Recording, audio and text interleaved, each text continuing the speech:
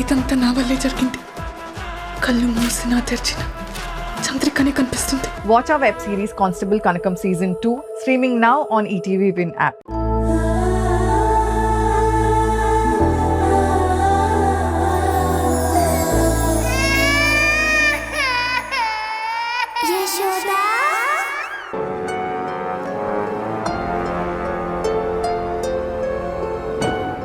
ఏంటి ఈ మనిషి పదే పదే గుమ్మం వైపు చూస్తూ ఏం ఆలోచిస్తున్నాడు? ఏమైందండి? గుమ్మం వైపు అలా పదే పదే చూస్తున్నారు? చుట్టాలెవరైనా వస్తా అన్నారా ఏంటి? అడుగుతుంది మిమ్మల్నే. చెప్పండి, చుట్టాలెవరైనా వస్తున్నారా?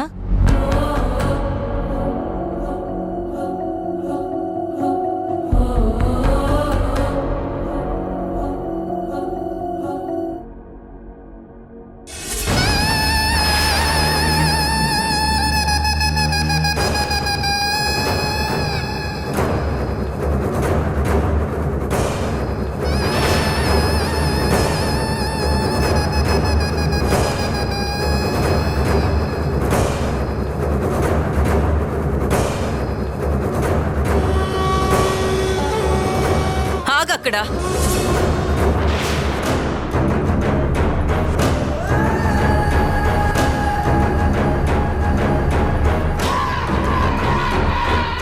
ఈ ఇంటి గుమ్మం తొక్కొద్దని నీకింతకు ముందే చెప్పాను. మనిషికొక మాట, గొడ్డుకొక దెబ్బ అంటారు. అయినా సరే, అసలు నువ్వు ఇక్కడికి ఎందుకు వచ్చావు? నా గుమ్మంలోకి అడుగు పెట్టడానికి నీకెంత ధైర్యం? అసలు నిన్నిక్కడికి ఎవరు రమ్మన్నారు? మావయ్య రమ్మన్నారు అత్తయ్య. అవును దాక్షాయిని, నేనే రమ్మన్నాను.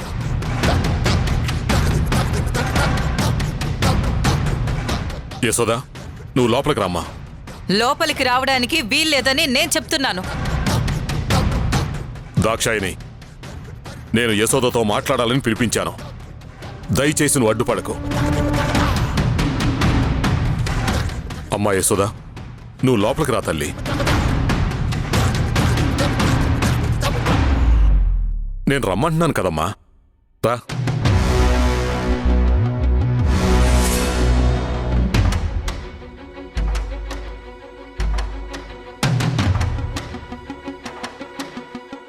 అత్తయ్య, మీరు హరివిట్టల్ కంటే నా గురించే ఎక్కువ ఆలోచిస్తున్నారు.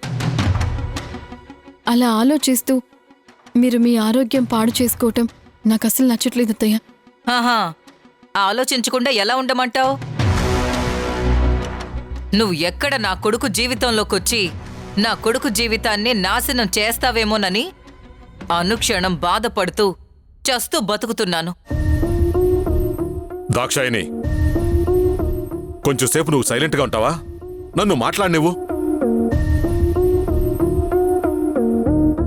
యశోదా, కాఫీ ఏమైనా తాగుతావమ్మా? పర్వాలేదు మావయ్య. తెల్లారు లేస్తే ఈ మేడం గారు హరివిట్టల్ని పిలిపించుకుని ఆ హోటల్లోనే కదా ఉండేది. అక్కడ కాఫీలు, టీలు తాగుతూ పనికిరాని కబుర్లు చెప్తూ నా కొడుకు మనసు మార్చి నాకు కాకుండా చేస్తుంది. దాక్షాయిని, నీ కొడుకేం పాలు తాగే పసిపిల్లవాడు కాదు. వాడికి 25 ఏళ్ళు వచ్చాయి. వాడొక పెద్ద సైంటిస్టు. ఏది మంచో ఏది చెడో ఆలోచించగలడు.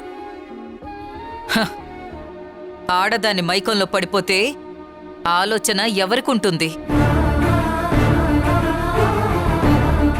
యశోదా, నేను నిన్నెందుకు పిలిచాను అంటే, రామయ్య తండ్రి వాళ్ళు 23 ఏళ్ల క్రితమే మా ఊరొచ్చారు. అప్పటినుంచి రామయ్యకి నాకు మంచి స్నేహం ఉంది.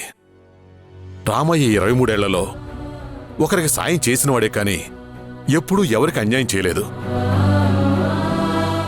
అలాంటి రామయ్య తండ్రి జానకమ్మల్ని నువ్వు హరివిటలు కలిసి రాక్షసులు అంటున్నారు. తప్పంతా వాళ్లదే అంటున్నారు. నీ తప్పు మాత్రం ఏమీ లేదని మీకు మీరే చెప్పుకుంటున్నారు.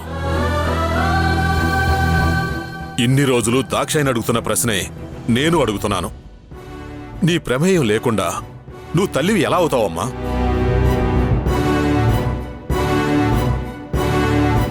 మావయ్య, మీరు అనుకున్నట్టు రామయ్య జానకమ్మలు మంచివాళ్లు కాదు. ఇద్దరు నరరూప రాక్షసులు.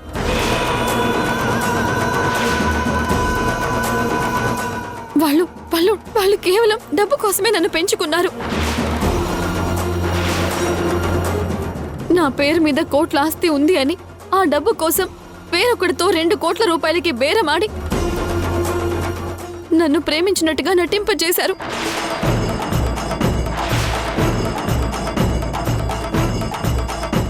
దానికంటే ముందు నా జీవితంతో ఆడుకున్నారు.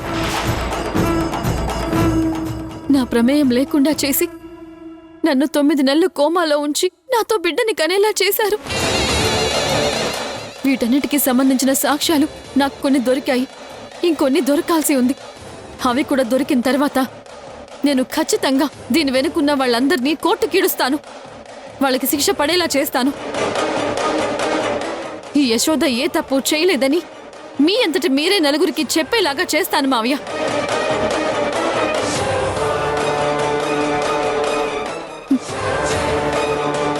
దయచేసి నన్ను అప్పటి వరకు మీరు పెద్ద మనసుతో అర్థం చేసుకోండి.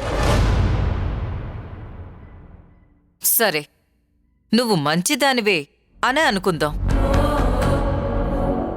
అసలు నీ కడుపున పుట్టిన బిడ్డకి తండ్రెవరో చెప్పేసేయ్.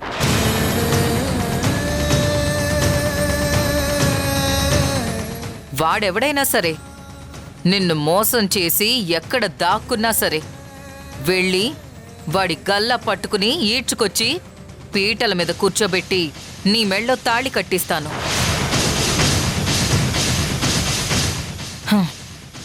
నువ్వలా నీ కడుపున పుట్టిన బిడ్డకి తండ్రెవరో చెప్పకపోతే మేం ఏమని అర్థం చేసుకోవాలి? అతనెవరో తెలీదని అర్థం చేసుకోవాలా, లేక వద్దులే అంటే బాగోదు.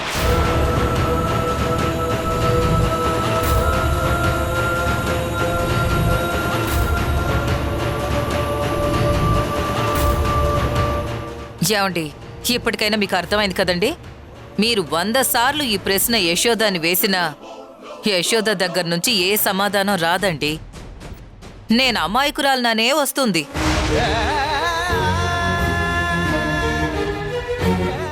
ఇదిగో, ఇంకొకసారి దీన్ని మన ఇంటికి పిలవకండి. అమ్మ తల్లి, దయచేసి వెంటనే ఇక్కడి నుంచి వెళ్ళిపో. ఈ ఇంట్లోకి మళ్ళీ అడుగు పెట్టకు.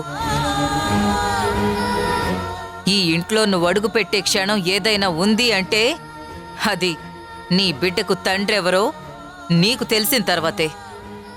అప్పుడు ఈ ఇంట్లో అడుగుపెట్టు. వెళ్ళు.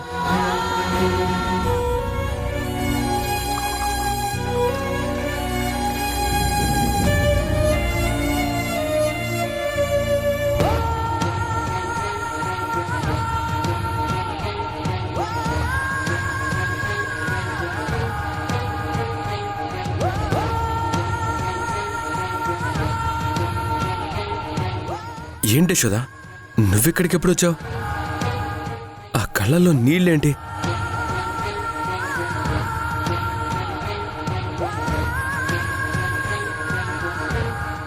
అమ్మేమైనా అనిందా?